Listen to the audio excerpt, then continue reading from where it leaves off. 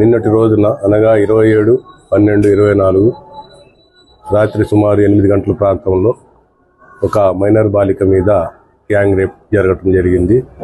దాని మీద ఇనుకుదురు పోలీస్ స్టేషన్లో కేసు నమోదు చేసి దర్యాప్తు చేస్తూ ఉన్నాము. కానీ కొన్ని మీడియాల్లో కొన్ని ఛానల్స్లో ఆ పాప యొక్క కాళ్ళు చేతులు బంధించి రేప్ చేశారని, అలాగే రేప్ చేసిన వాళ్ళు గంజాయి బ్యాచ్ అని రావటం జరిగింది. కానీ అవన్నీ కూడా వాస్తవాలు కాదు.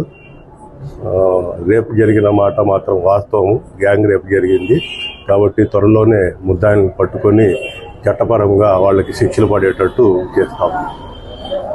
కాళ్ళు చేతులు కాదని మీడియాలో వస్తుందన్నారు. పాపను ఎలా తీసుకెళ్లారని చెప్తున్నాను. పాప కొద్దిగా షాక్ లో ఉందండి. మా ఉమ్మన్ ఎస్ఐ గారు కూడా విచారిస్తా ఉన్నారు. షాక్ లో ఉన్నది. మళ్ళీ డీటెయిల్ గా విచారిస్తాము. అమ్మాయి సుమారు 4 ఉండొచ్చని అనుకుంటున్నామండి. 4 మెంబర్స్.